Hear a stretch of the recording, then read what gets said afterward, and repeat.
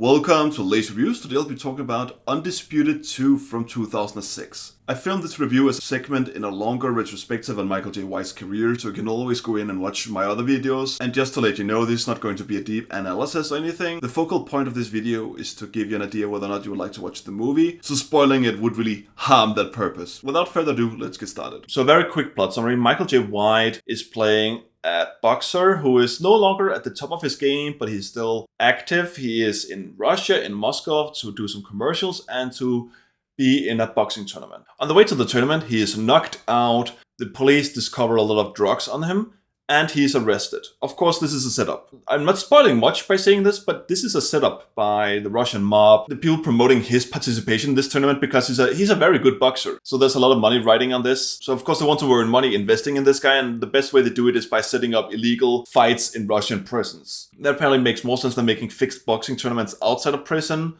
or I actually don't really understand why this whole plot exists. It's a stupid plot, to be honest.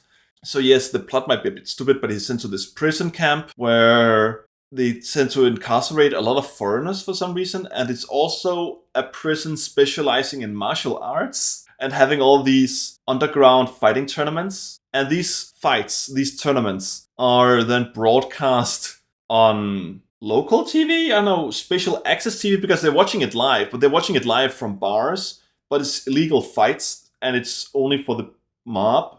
I'm asking too many questions about this. So yes, the mob is investing in these illegal fights, and they're betting on them. And Michael J. White is not the only foreigner who's been arrested here. There are some other ones who are taking him in. He also gets into trouble with the big guy in the prison, the most prolific boxer or the prolific martial artist in the prison, who's played by Scott Adkins. And he honestly looks quite intimidating. And well, this is a prison movie, and this is a martial arts movie. So lo and behold, the rest of the movie is just fights and things leading up to fights, and things escalating. Michael J. White, of course, doesn't want to fight. He just wants to get out of prison, but he comes to realize that everything is rigged against him, and the only way he can hope to escape prison is through fighting. And he does have a small character arc. He does have to go from being completely self-centered to slowly accept that he's not the only one in the universe, that he can't be a diva, that he actually needs the help of others to get through life, that he needs the help of others to get through prison, and that people can teach him valuable lessons. He goes from being a bit of a self-important narcissist to being more outgoing and a better person all around. So yes, it actually has a character arc. A lot of these Michael J. White movies don't, but this movie has a character arc. This is a low-budget boxing movie, a low-budget martial arts movie. It's not just boxing, they are kicking sometimes. Not always. Again, I don't really understand the rules of the movie. Sometimes they're kicking, sometimes they're not. It's mostly boxing. And wrestling at times as well. What are they fighting? I don't know. Different styles, probably. Is this blood sports in a prison? Actually, it might be. It actually does remind me a bit of blood sports in a prison. Blood sport, not blood sports.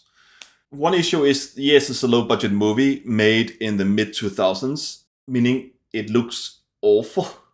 It's this very dark gray, sometimes saturated movie, so nothing looks nice. Of course, it is a prison. It is supposed to look gritty, and it does look a bit gritty. Aside from that, it's just not really interesting to look at. Most scenes are just somewhat ugly and uninteresting, unappealing. Of course, this unappealingness does have symbolic effects, symbolic value, thematic value to some of the scenes, especially the fights. And what I will give the movie is, it has some good fights. It's not the best fights, but it has good fights. Not many, actually way too few, but it has at least 2 good fights. And I can give it that. So if you want to watch Michael J. White kick ass, this might be the movie for you, but that's also pretty much the only thing it has going for it. Everything else mostly suck about it. I honestly don't have much more to say about it. I think it's a very mediocre boxing movie, a very mediocre martial arts movie that has the saving grace of having both Scott Adkins and Michael J. White in it, so that's cool. Some pet peeves. So this is supposed to be Russia. It's filmed in Bulgaria, and it's very obvious that it's filmed in Bulgaria because the vast majority of the prison inmates are obviously Bulgarian and not Russian. Something that's supposed to take place in Russia, but very obviously isn't taking place in Russia. It does feel off. And of course, because it's Bulgaria, it's not as cold as maybe the Siberian place they would have wanted to film it in. So they just used filters to make everything look more cold and desolate. Again, another pet peeve of mine. I don't like when movies do that.